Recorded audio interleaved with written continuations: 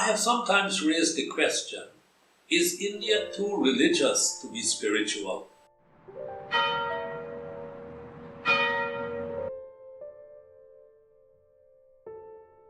So last I gave the impression in my last video about the realism of what we are talking about and the realpolitik of what we are talking about. Let me illustrate some ideas, put some ideas on the table that will probably help us to see how these lead to some real big and important questions.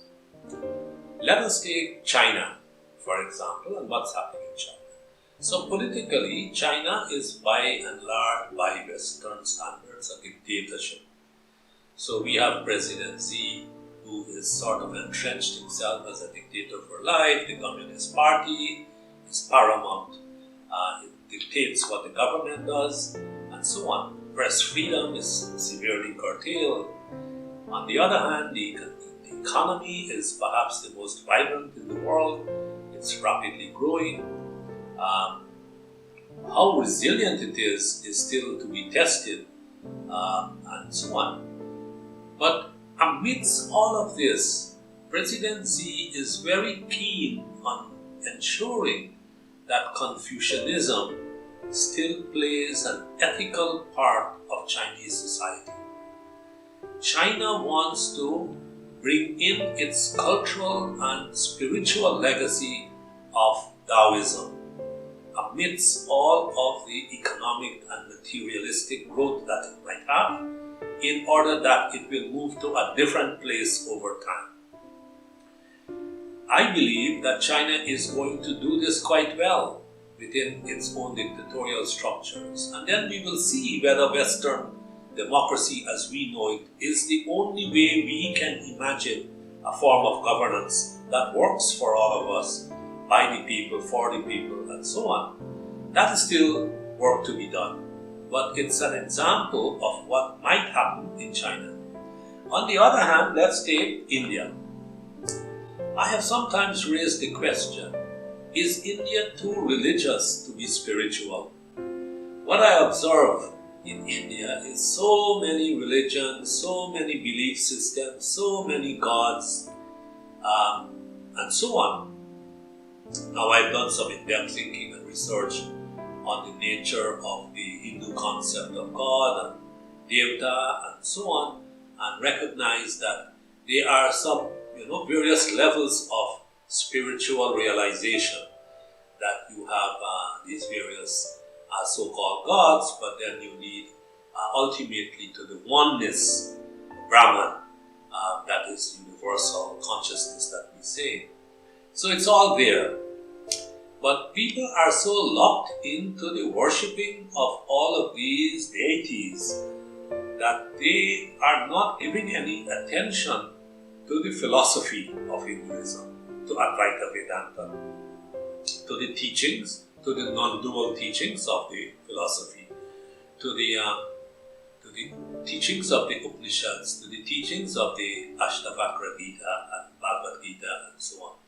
So the question is, if we are able to have a resurgence of this lofty philosophy of non-duality, oneness, the understanding of the illusion of separation and the illusion of the ego, if all of this comes back into the way we live our lives in India, it comes back into the way we make public policy, can we as India, or can India, because maybe I'm not qualified to put myself into the Indian shoes, but can India not reinvent democracy and capitalism and maybe call it something else, in which we are able to meet the needs of people, in which we are able to eradicate the poverty of 300 million Indians living in poverty and have a prosperous country and indeed a prosperous world led by India into this new renaissance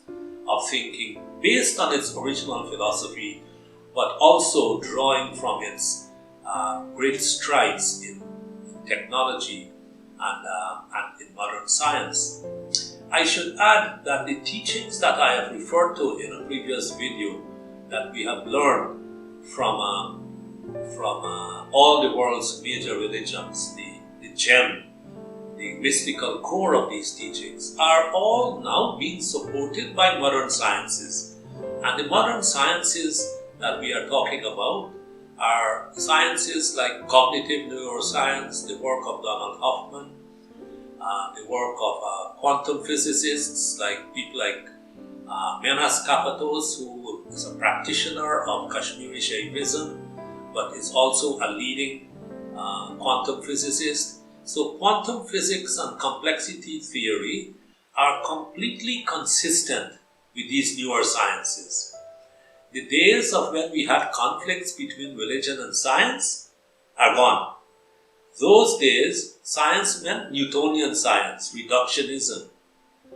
And religion was religion as it still is. And yes, there are conflicts.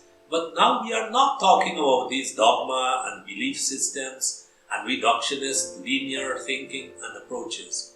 We have gone way beyond that. That is why this is so exciting work.